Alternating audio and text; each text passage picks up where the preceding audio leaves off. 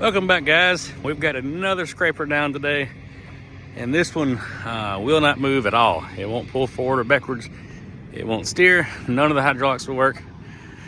And of course, it's got a hopper of lime in it. So let's get in here and show you what we've got going on. All right, for reference, we are under the front of the machine, under the back of the engine. We look straight up, and there's something missing.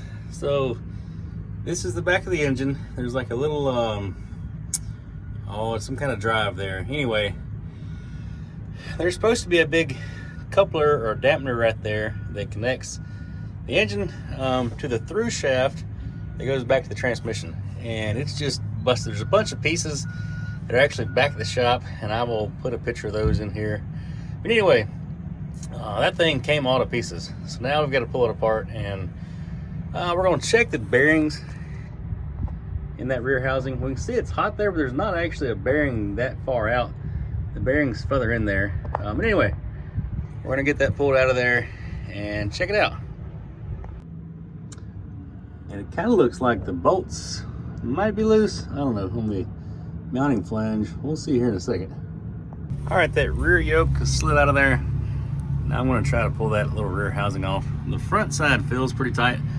I am gonna go in there and pull that coupler off. So that yoke on the front side connects to this through shaft. Comes all the way through the center of the transmission and drives this back gear train. Actually, that drives all of your transmission, which is this whole section, and it drives all the hydraulic pumps, which are up there. So if that shaft's not turning, nothing's working whatsoever. All right, here's what is supposed to be in there. You got two dampener rings in this aluminum center section.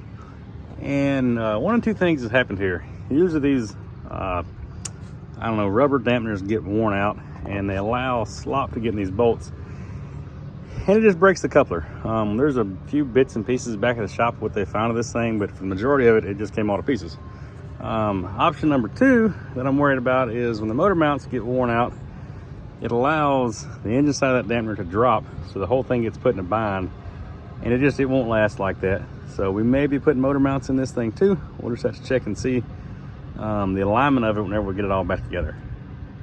So now, as you can see, it bolts in from one side from the coupler, and then on the yoke side, it just bolts in the other way. Pretty simple design.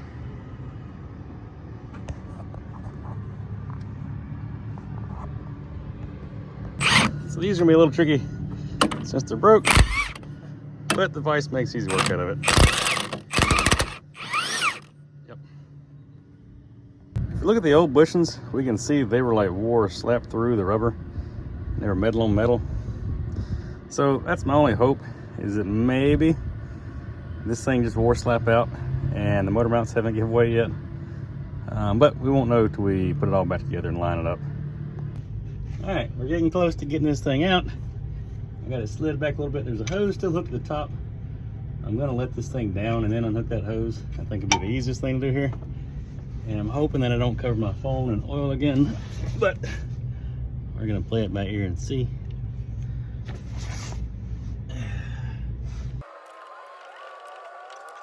Let's get you guys back just for a second.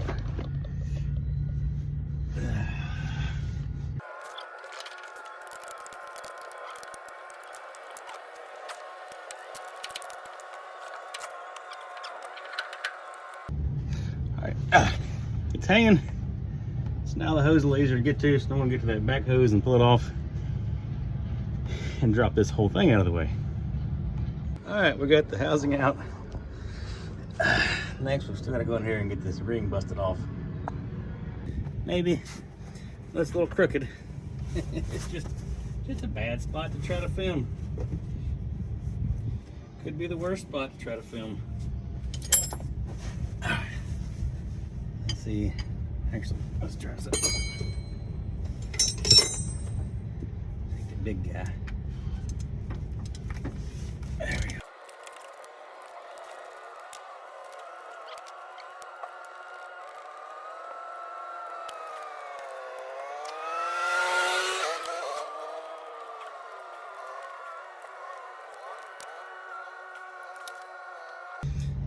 All right, now we've got to spin the engine 180 degrees so I can get the other 3, and then we should have it out.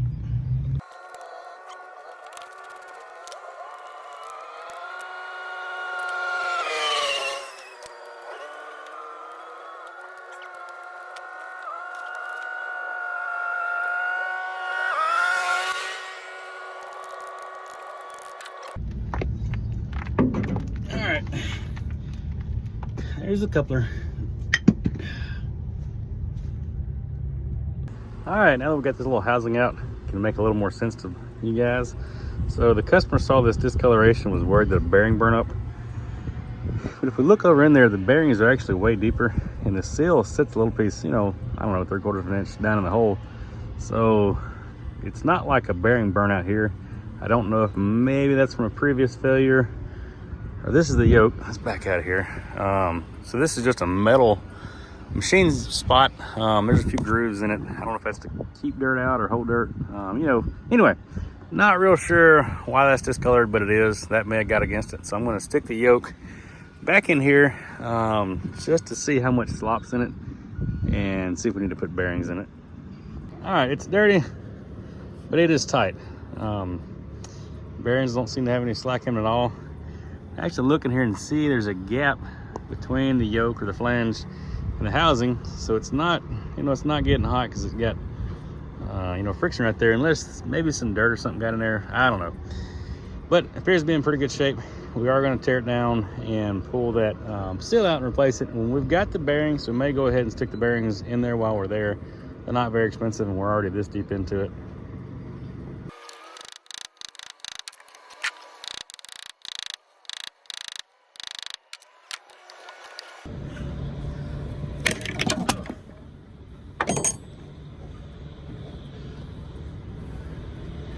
There it is.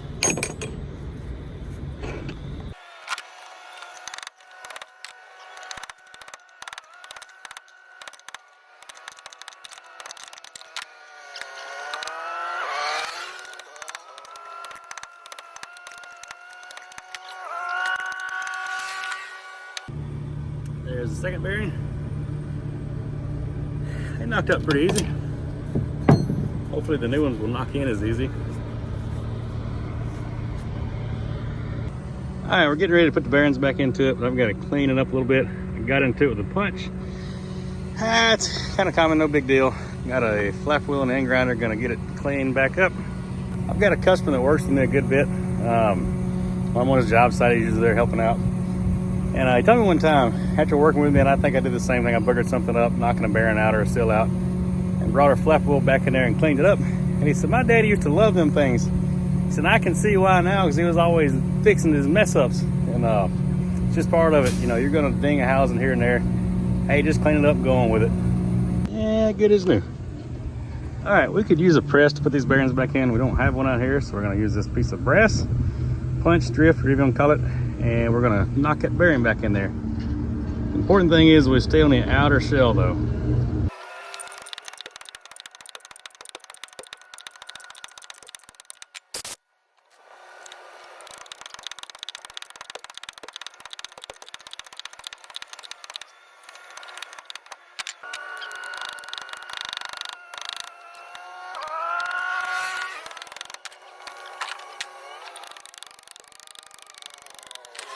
All right, we got the cannon cleaned back up.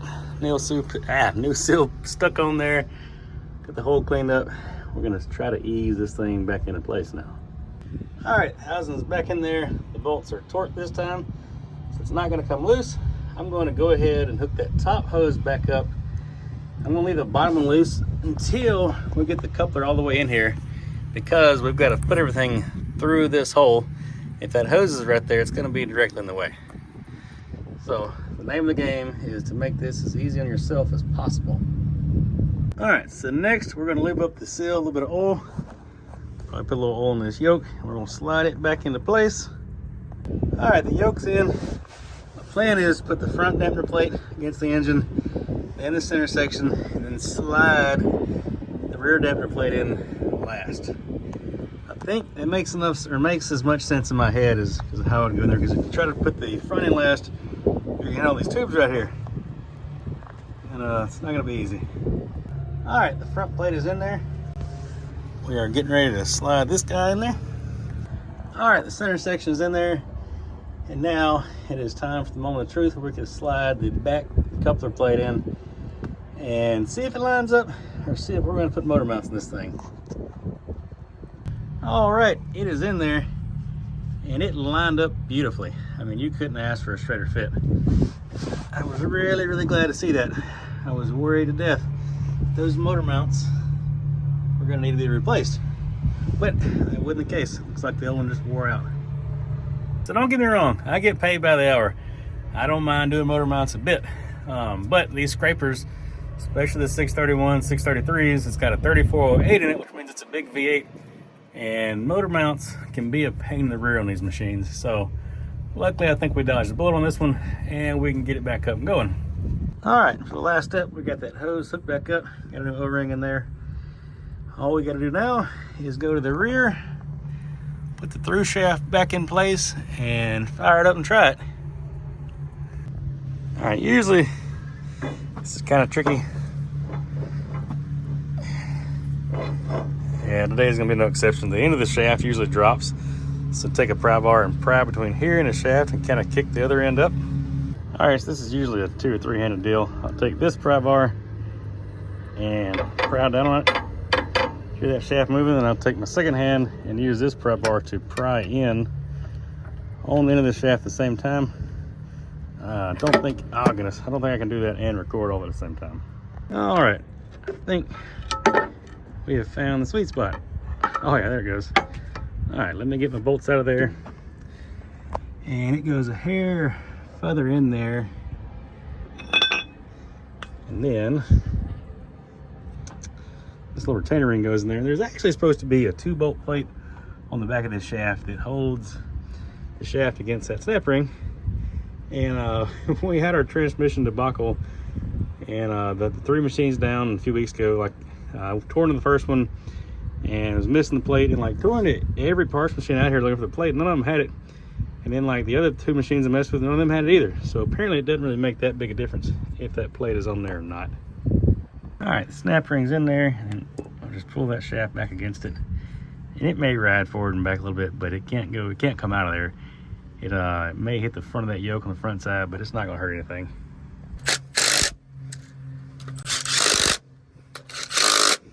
All right, let's go fire it up.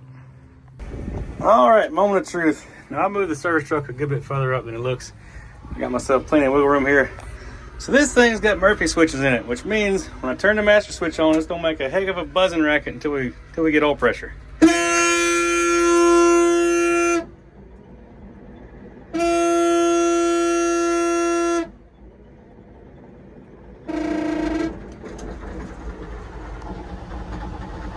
There we go.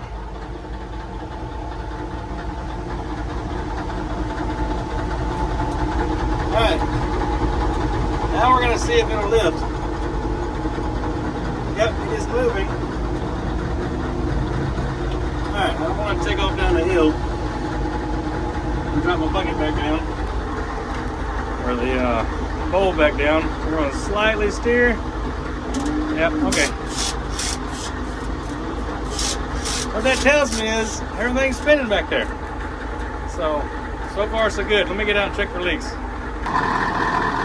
Alright, so far so good. A little shiny spot is a mess I made a while ago. So I don't have any new leaks. Or no leaks so to speak of. I spilled a little bit of oil. But no big deal. Y'all are always asking about hour meter readings. Believe it or not, this one's only got 554 hours on it. I hope y'all don't believe that. There is no telling how many hours on this old machine. All right, let's see if it'll take here.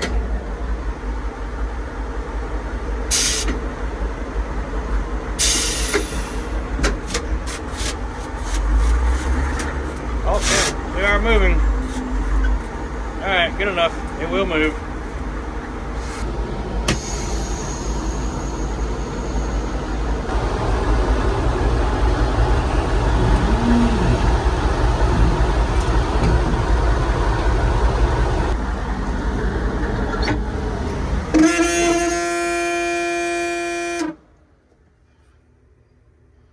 All right, fellas, we can consider that a successful day. She moved under her own power. Everything's still turning. Looks like that's gonna do it for today. Now we can clean up our mess and get on out of here. All right, that really wasn't that bad. It is mid-afternoon right now, and I didn't get out here that early. I generally don't get a very early start in the morning. My old lady's just getting over being sick, and my little girl is like got a jump start on terrible twos. So a lot of times I hang around the house in the morning to help my wife get the youngin' ready before I head out. So you're not usually gonna see me on a job site, 4:30, 5 o'clock in the morning. It's just not gonna happen. But I give it my best when I'm here, and that's all you can do. Come on.